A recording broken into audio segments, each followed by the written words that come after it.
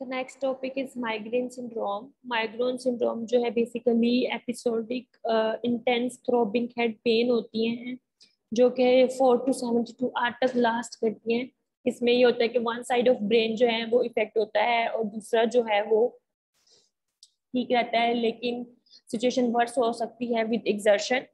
इसके अलावा नोजिया और जो है वो भी प्रिवेल करता है। इसके अलावा विजुअल डिस्टर्बेंसेस होती हैं, ऑल्फैक्टरी एंड गस्टेटरी परसेप्शन ज़्यादा हो जाती हैं, अनयूजुअल हो जाती हैं, ट्रांजिएंट विजुअल ऑरा होता है। फ्लैशिंग लाइट से जो है वो आपको पेन जो है वो वर्स करना शुरू हो जाती हैं और ये कॉमन है between 15 to 55 year of female और ये मोर होती है 3 times in female than mails.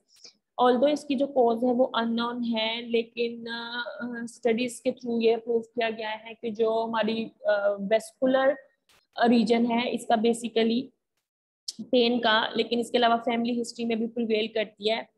और लीडिंग थ्योरी है, अभी प्रूव नहीं हुआ, हाइपोथेसिस ही है कि जो हमारी ड्यूरल ब्लड वेसल्स हैं वो डायलेट हो जाती हैं, जिसकी वजह से ब्लड फ्लो जो है वो पल्सेटाइल हो जाता है और जिसकी वजह से वेसल्स डिस्टेंड कर जाती हैं और इरिटेट करती हैं और पेन सेंसिटिव ड्यूरा मैटर को इफेक्ट करती हैं। ठीक है।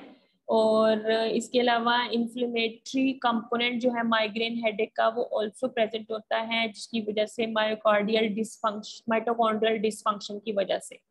ठीक है।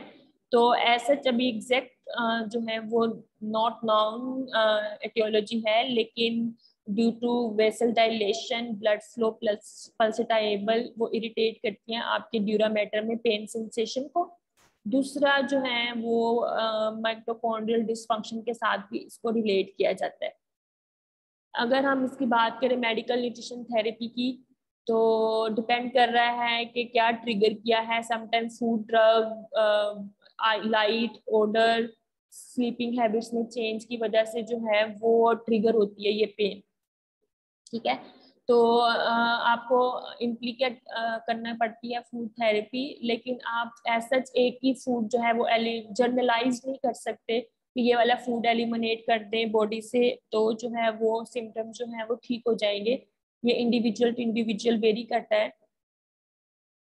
तो ये इल एडवाइस है कि आप एक कम्प्लीटली फूड जो है वो फूड लिस्ट में से एलिमिनेट कर दो। समटाइम्स जो है स्टडीज कहती हैं कि जो बायोजेनिक अमाइंस हैं, टायरामीन है या फिनाइलथैलामीन है, ये जो है वो ट्रिगर करते हैं माइग्रेन हेडेक्स को। तो अगर आप इनको एलिमिनेट करेंगे तो जो है वो पेन ठीक हो सकती है।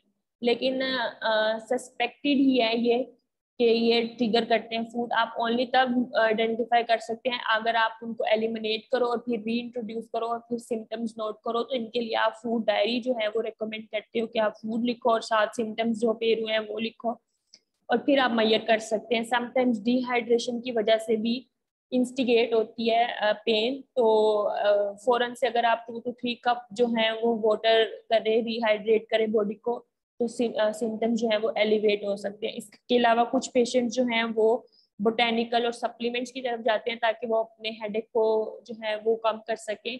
उसमें एक है हमारे पास फीवर फ्लू, लेकिन ऐसा जिसका कोई डेटाबेस अवेलेबल नहीं है, कोई एफिशिएंसी प्रूव नहीं है। ठीक है। तो because of their role in energy metabolism, riboflavin और कोएंजाइम Q10 जो है वो रेकमेंडेड है कि आप ले सकते हैं। इसके अलावा मैग्नीशियम जो है वो रेकमेंडेड है कि वो इफेक्टिव है इन ट्रीटिंग माइग्रेन हेडेक्स, लेकिन ऐसा कोई ऑथेंटिक जो है वो अवेलेबल नहीं है। Next is myasthenia gravis. Myasthenia gravis जो है ये न्यूरोमस्कुलर डिसऑर्डर है, ऑटो इम्यून डिसऑर्डर है। बेसिकली जो न्यूरोमस्कुलर जंक्शन है स्ट्राइएटेड मसल्स पे प्रेजेंट होता है, उसके जिसके साथ मोटर न्यूरॉन कनेक्ट करती है। तो उस मसल्स के ऊपर जो है वो बहुत ज्यादा एसिटाइलकोलिन के रिसेप्टर प्रेजेंट होते हैं और जो एसिटाइलकोलिन है वो एक्साइटेटरी न्यूरोट्रांसमीटर है और वो वहां जाके मसल्स पे एक्ट करती है और एक्साइट करती है मसल्स को। इन केस अगर कोई इन्फेक्शन होता है या कोई डिजीज होती है तो जिसकी वजह से जो है वो एंटीबॉडीज प्रोड्यूस होती हैं और जो हमारे पास ऑटो इम्यून डिसऑर्डर होने की वजह से ऑटो एंटीबॉडीज प्रोड्यूस होती हैं और वो ऑटो एंटीबॉडीज जो है वो AChR रिसेप्टर्स पे जाके खुद अटैच हो जाती हैं और जो हमारे पास एसिटाइलकोलिन है वो अटैच नहीं हो पाता, जिसकी वजह से वो अनरिस्पॉन्सिव रहता है और मसल टायर्डनेस, वीकनेस, ये सब चीजें जो है वो प्रिवेल करती हैं। ठीक है, due to unavailability of acetylcholine receptors, acetylcholine जो है वो अटैच नहीं हो पाता। होता क्या है बेसिकली, जो हमारे पास थाइमस ग्लैंड है वो ओवर एक्टिव हो जाता है, जिसकी वजह से ऑटो एंटीबॉडीज बहुत ज्यादा प्रोड्यूस होना शुरू हो जाती है। जब बहुत ज्यादा ऑटो एंटीबॉडीज प्रोड्यूस होती है तो एसिटाइलकोलिन रिसेप्टर्स पे जाके अटैच होती हैं मसल्स के ऊपर, और एसिटाइलकोलिन जो सिग्नल लेके आ रहा होता है सिनेप्सिस के थ्रू, न्यूरॉन्स के थ्रू मसल्स के ऊपर कि उसने अब एक्साइट करना है, वो जो वहां पे उसको जगह नहीं मिलती अटैच होने की, और वो मसल टायर्डनेस कॉज करता है। ठीक है, ये 1 × 75,000 पेशेंट को इफेक्ट करता है, और बिफोर 60 मोर होता है मेल फीमेल्स में, आफ्टर 60 मोर होता है मेल्स में। एटियोलॉजी जो है वो हम ऑटो इम्यून के साथ ही लिंक करते हैं, जो मैंने आपको बता दिया, इसको पैथोफिजियोलॉजी भी। अच्छा, अब ऐसा अगर हम इसकी मेडिकल न्यूट्रिशन थेरेपी की बात करें तो ऑब्वियसली च्यूइंग एंड स्वॉल्विंग डिफिकल्टीज होती है मिस्थेसिया ग्रेविस में, और जिसकी वजह से न्यूट्रिशनल इम्बैलेंस कब आता है, फटीग की वजह से कि इंसान जो भी इंडिविजुअल है वो बहुत ज़्यादा टायर्डनेस होती है उसके अंदर, तो वो जो है वो इवन खुद से खाना भी उसके लिए मुश्किल हुआ होता है। तो आप कोशिश करते हो कि जितने एनर्जी डेंस फूड है वो आप उसको शुरू में दो ताकि वो पहले खा लें। इसके अलावा आप स्मॉल फ्रीक्वेंट मील देते हो, वो देते हो जो इजी टू च्यू और swallow होते हैं। क्यों? क्योंकि इन पेशेंट में समटाइम बोलस को टंग पे भी टॉलरेट करना जो है वो डिफिकल्ट हुआ होता है, तो आप इनको वो वाले फूड जो है वो रेकमेंड करते हो जो इजी टू च्यू और हेल्पफुल हो। ठीक है, इसके अलावा जो है वो आप सजेस्ट करते हो कि वो कोई फिजिकल एक्टिविटी ना करें बिफोर उन्होंने कोई भी मील लेना है, क्योंकि वो उनकी टायर्डनेस में जो है वो टायर्डनेस इंक्रीज करेगा, क्योंकि आपके जो मोस्टली कंप्रोमाइज हुए होते हैं मसल वो च्यूइंग और स्वेल्विंग के होते हैं।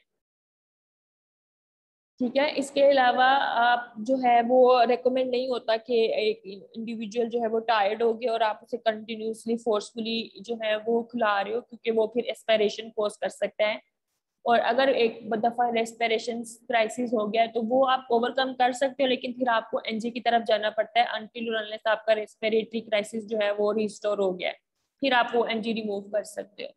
ठीक है, इसके अलावा आपने उनका स्वालो इवेलुएशन करनी होती है सीने फ्लोरोस्कोपी से। ठीक है, ये हमें बताता है कि कितनी स्वाल्विंग इरेगुलरिटी, जिसे हम रेगुलेटरी डिसफंक्शन कहते हैं, क्योंकि ये रिस्क ऑफ एस्पिरेशन के जो है वो चांसेस इंक्रीज कर देता है जब आप ओरल डाइट दे रहे होते हैं। तो फिर आपने इसको साथ साथ जो है वो चेक करना होता है, ताकि जो है वो एस्पिरेशन निमोनिया के चांसेस कम हो और वो जो है वो रेस्पिरेटरी क्राइसिस की तरफ जाए पेशेंट।